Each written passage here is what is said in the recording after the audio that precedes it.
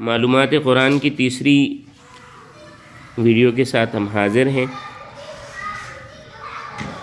اصحاب کہف یہ حضرت عیسیٰ علیہ السلام کے ماننے والے تھے۔ ان کا شہر افسوس تھا اور بادشاہ کا نام دقیانوس تھا۔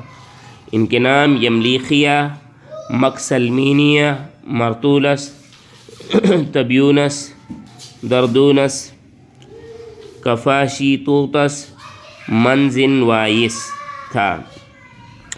309 سال تک یہ سوتے رہے۔ جب جاگے تو اس وقت بادشاہ بیداروس کے زمانہ تھا۔ حروف مقطعات 14 ہیں جو 29 صورتوں کے شروع میں آئے ہیں۔ ان کی ابتدا ہوتی ہے سورہ بقرہ سے، اور آخری جو حروف مقطعات استعمال ہوئے ہیں وہ سورہ قاف میں ہوئے ہیں۔ حروف مقطعات میں سے قاف اور نون ایک بار، عین، یا، واو، قاف 2 بار، الف لام 13 بار، صاد 3 بار، طا 5 بار، سین 5 بار، را 6 بار، جیم 7 بار استعمال ہوئے ہیں۔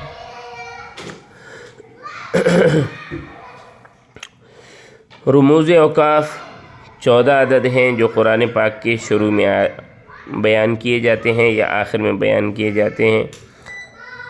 زید بن ثابت مکمل حافظ قرآن ہیں جنہوں نے آپ صلی اللہ علیہ وسلم سے حفظ قرآن کیا۔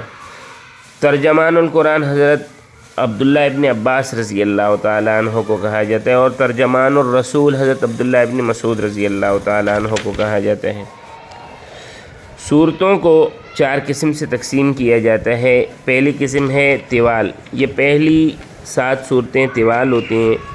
اس کے بعد میعون ہیں جن پہ 90 سے اوپر آیات ہوں، یہ 26 صورتیں ہیں۔ مثانی یاسین سے قاف تک ہیں، اور اس کے بعد مفصل آ جاتی ہیں، یہ قاف سے سورۃ الناس تک ہے۔ وہ سورت جو انبیاء کے نام پر ختم ہوئی ہے، 2 انبیاء کے نام پر یہ سورۃ الاعلیٰ ہے۔ انجیل کا لفظ قرآن پاک میں 12 مرتبہ آیا ہے۔ سورہ بقرہ میں حضرت ابراہیم علیہ السلام کا ذکر 13 مرتبہ ہے۔